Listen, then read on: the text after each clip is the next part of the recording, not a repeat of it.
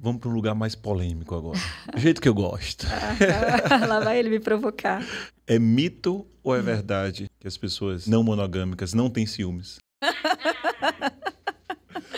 Bom dia, boa tarde, boa noite. Que pena que vocês não estão aqui no off, porque é no off que rola as melhores conversas. Mas hoje também no gravado vai ter uma conversa muito, muito bacana sobre não monogamia.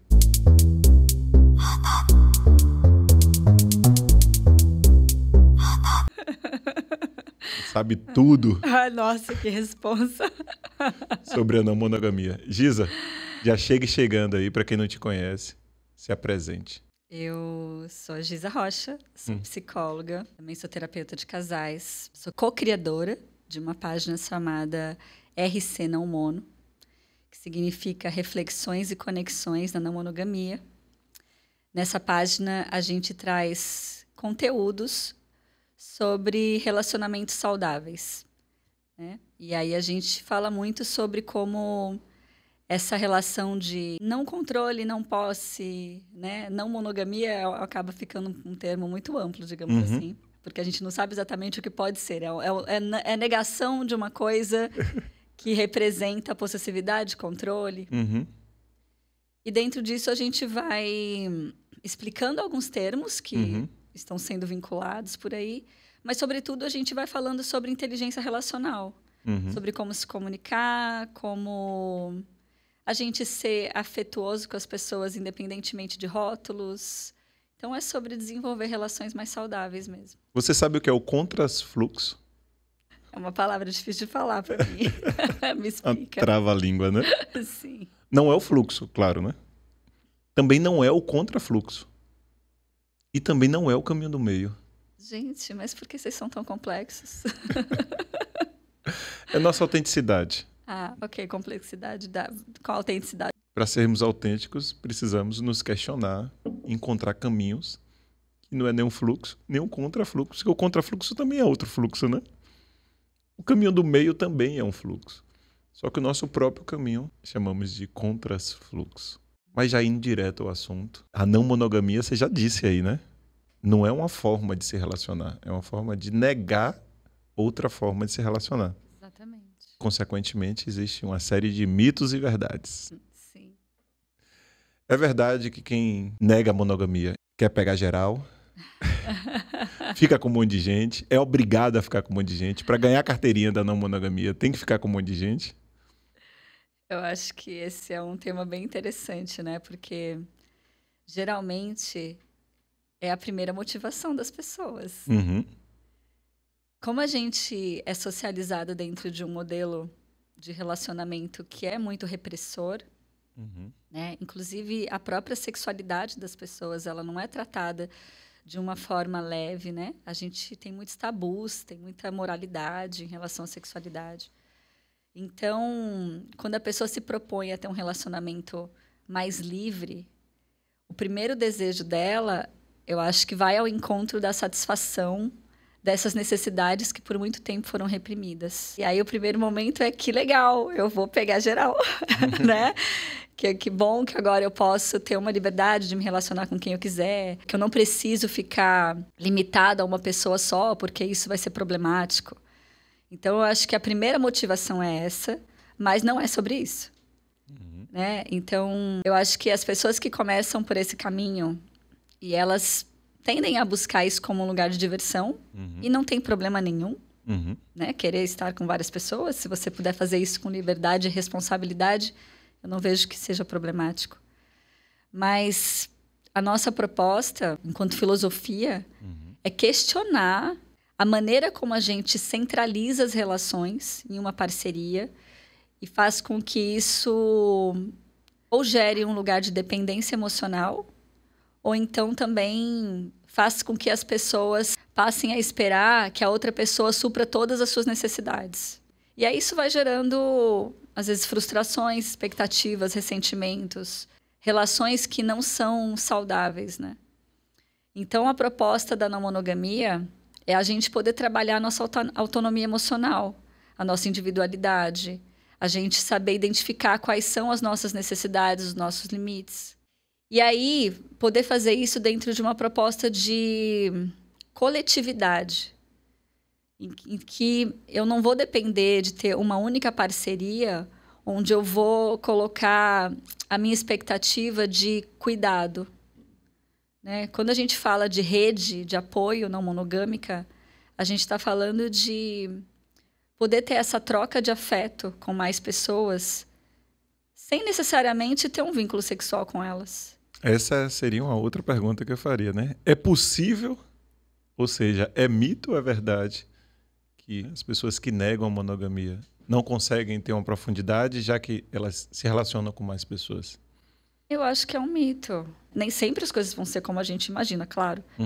Mas a ideia é poder se aprofundar nesses vínculos, que às vezes a gente coloca energia numa única relação com mais pessoas, né? E esse tipo de troca vai ser variada, claro, porque cada pessoa acaba inspirando situações diferentes e comportamentos diferentes na gente. Mas essa profundidade, ela é super possível, né? Em vários níveis. Esse que é o ponto mesmo, né? Na centralização da relação, quando a gente coloca isso num único parceiro, parceira.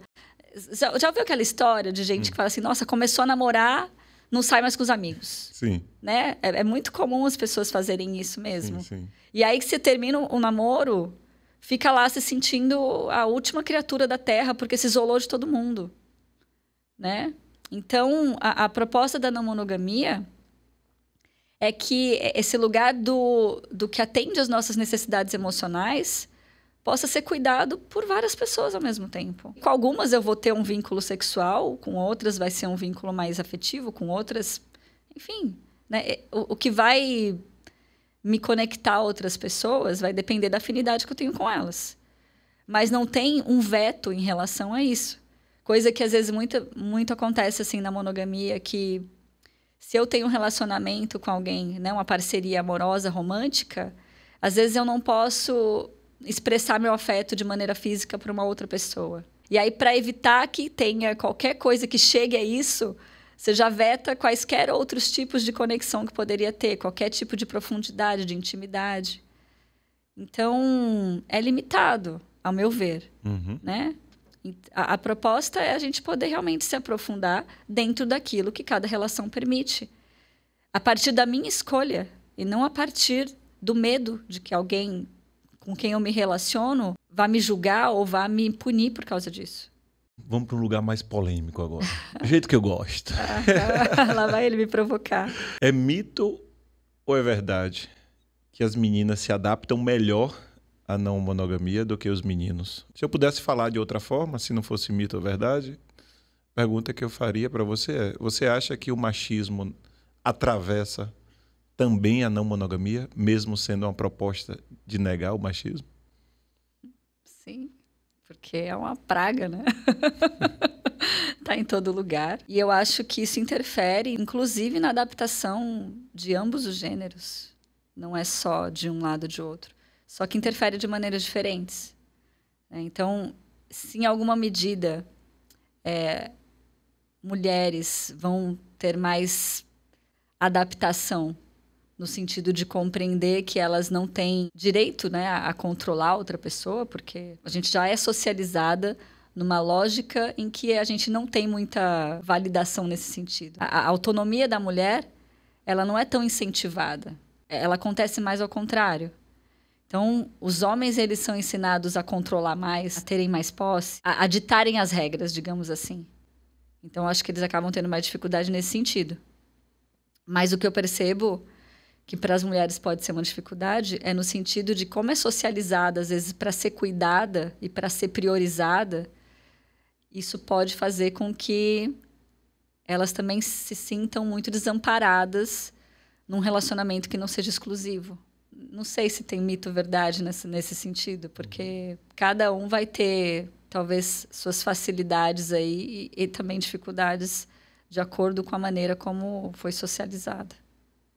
E isso que eu estou falando também se aplica muito a pessoas cis, héteros. Às vezes tem outros diferentes tipos de sexualidade que vai ser uma outra maneira de lidar. É mito ou é verdade que que as pessoas não monogâmicas não têm ciúmes? Essa aí já tá até meio batida, né? Uhum. É claro que pessoas não monogâmicas têm ciúmes. Isso é um mito. Uhum. Porque ciúme, ele é uma construção social dentro daquilo que a gente aprende das relações, que é uma forma de valorizar os relacionamentos, né? Uhum. Tem toda uma indústria por trás disso que acaba contribuindo para essa lógica de que a gente tem que provar que a gente ama outra pessoa sentindo ciúme.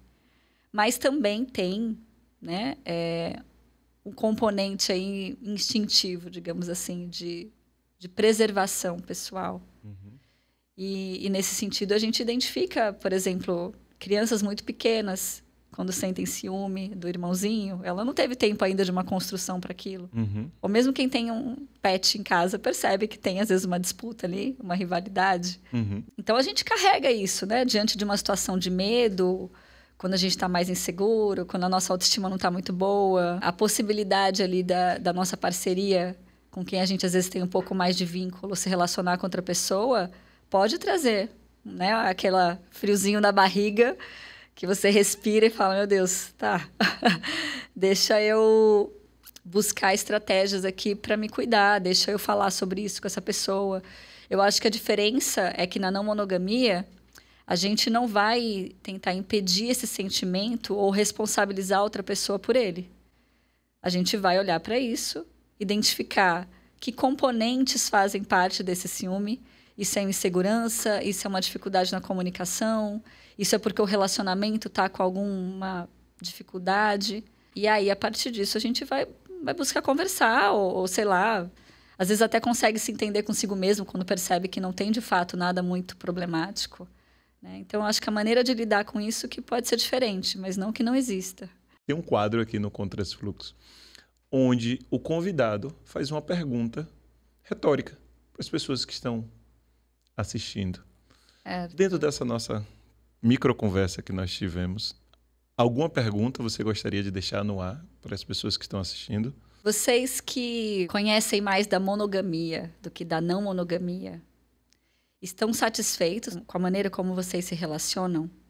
Vocês identificam que é um lugar onde vocês possam ter uma comunicação aberta, onde você se sente acolhido nas suas necessidades, onde você tem segurança para falar de outros desejos que você possa ter que não inclui essa pessoa? Pensem sobre isso. Muito bom, muito bom. Como é que faz para te encontrar? Além da página RC Não Mono, né, eu tenho o meu @ individual lá, que é o psi.gisarrocha, que eu tenho muita dificuldade de colocar conteúdos lá, porque já acaba acontecendo muita coisa nesse sentido.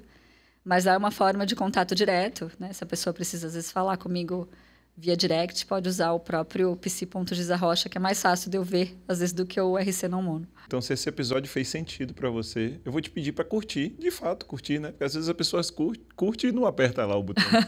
Comente também, né? Deixe seu comentário. E que vai ser uma honra para a gente receber essa interação de vocês. Gisa, obrigado, meu amor, por você ter vindo hoje aqui. Eu que agradeço.